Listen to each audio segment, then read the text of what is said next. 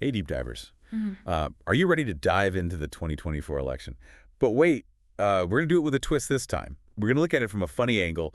And if you guys are ready to laugh with us, be sure to like, subscribe, and comment below. You think we can actually find anything funny about this election? Yeah, right. Well, this article from the Daily Beast is titled, Why I'll Miss the 2024 Presidential Election When It's Over. hmm And the author is Jon Macks. And he's hilarious. He seems to be excited about all the things that most people try to ignore. Okay, I'm listening. Let's hear it. Okay, so he gives us a top 5 list of things that he'll miss, and number 1 is campaign text messages. Wait, seriously, you mean all those donate now texts? Yep, but here's the funny part. He compares them to his kids asking for money. You could practically hear him saying, like, hey, Dad, can I just get a quick $1 million to sway these voters? Love you. Okay, I admit that's kind of funny, but it's also kind of a clever way to point out how important texting has become to political campaigns. They're not just spam, they're targeted, personalized, and actually pretty effective. You see, there's some hidden depth, even to the silliest points. Now, number 2 on his list is Trump's on-stage antics. And I'm not talking about hand gestures here. Oh gosh, I think I know where this is going. Well, let's just say that the article includes some digestive sound effects, and Max even jokes that Trump might blame his running mate for those moments. Okay, that's pretty vivid, but it is interesting how politicians use humor. Sometimes it's intentional and sometimes it's not, but they're always trying to connect with their audience or maybe just distract them. Yeah, those politicians and their smoke and mirrors. All right, number 3 is where things get a bit nerdy. Max says that he's going to miss the epic election prediction battles between Alan Lichtman and Nate Silver. It's like a statistical showdown. Those are definitely two heavy hitters. You've got Lichtman with his 13 keys system where he analyzes historical trends to predict the winner. And then you've got Silver, Mr. Data-driven himself, who crunches polls and numbers like nobody's business. Max even jokes that they should settle their differences in a cage match. But seriously, it makes you wonder if we can actually predict elections or if we're just fooling ourselves. Yeah, that's a really good question. And these two guys with their different methods really embody that whole debate. Like, remember the 2016 election? Silver's data pointing to a Clinton win, but Lichtman's keys predicted Trump. Yeah, and we all know how that turned out. Okay, you ready for number 4? This one is a doozy. Max wants to see a Maggi Hab 5-5 Jello wrestling match. Wait, what? I'm confused, but also kind of curious. Who's the Fab Five? Okay, just imagine Marjorie Taylor Greene, Kristi Noem, Lauren Boebert, all the big names in conservative politics, but in a Jello-filled ring. Oh my, that is certainly an image. But, beyond the absurdity of it all, does it make you think about how the image of conservative women in politics is changing? It used to be all pearls and demure smiles. Now it's, well, Jello wrestling, apparently. Yeah, times are changing.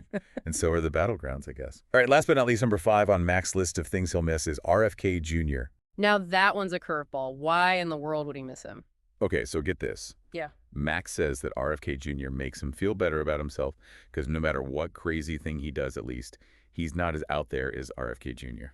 Well, that's a pretty low bar, but it does highlight how RFK Jr.'s controversial statements have really shaken things up this election. Yeah, it's interesting how he's become like a benchmark for outlandishness, but it also makes you think about how these fringe voices seem to be getting more and more attention these days. Yeah, it's like the line between mainstream politics and conspiracy theories is getting blurry, but maybe that's why Max is finding humor in all of this. Like, maybe it's a way to cope with the craziness. Right. It's like he's saying, if you can't beat him, laugh at him. But I also think that he's making a deeper point. Humor can be a powerful way to engage with politics. Yeah, because sometimes the best way to deal with frustrating or even scary stuff is to find the funny side of it. Exactly. And by showing us the ridiculous parts of the election, he's actually making us think critically about it. Like, he wants us to question what we believe and maybe see things from a new angle. Yeah, like that whole MAGA Fab 5 Jello wrestling thing. Yeah. At first, it's just hilarious. Yeah. But it also makes you think about how gender roles are playing out in this election. That's a great example of how satire can be entertaining but also make you think. And it's not just about making fun of things.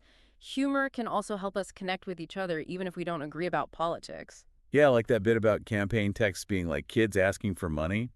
Everyone can relate to that. It's something we all experience regardless of our political beliefs. It's those little moments of shared humanity that cut through all the noise and remind us that we're all in this together, even when it feels like everything is falling apart. Okay, but let's go back to those election predictions. Nate Silver versus Alan Lichtman. It's like the ultimate battle of the data nerds. But do you really think either one of them has a crystal ball? Well, I think they both have really smart approaches, but you have to remember that elections are really complicated. There are so many things going on that no one can be 100% sure who's going to win. But isn't that part of the fun? The suspense, the drama, the fact that we don't know what's going to happen next? Oh, absolutely. It's like we're all watching this big political thriller and we're all invested in how it ends. And maybe finding some humor in the whole thing Yeah. helps us to stay involved without losing our minds. Oh, it's definitely a good coping mechanism, but it also reminds us that politics, as serious as it is ultimately about people.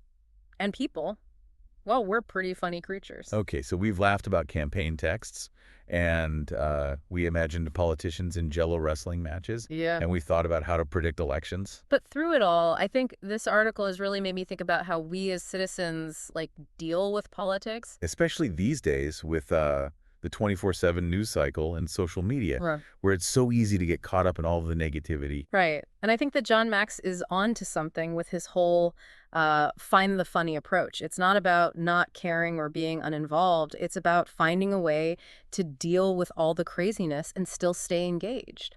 Yeah, because if we take it all too seriously, we're just going to burn out, and then we're not doing anybody any good. Exactly. Humor gives us a way to process all of this complicated and frustrating information without getting totally overwhelmed by it.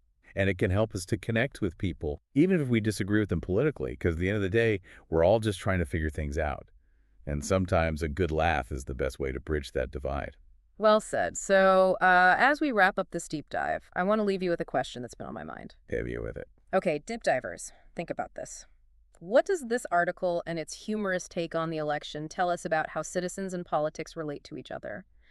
Are we becoming more cynical? Are we becoming more detached? Or are we finding new ways to be involved, to make our voices heard, and to make a difference? Even if it means laughing along the way. Oh, that's a good one. We want to hear what you guys think, so be sure to leave a comment below, and let's keep talking about this. And hey, while you're at it, hit that like button and subscribe for more deep dives into all the topics that matter. Until next time, stay curious, stay informed, and most importantly, don't forget to laugh for Val.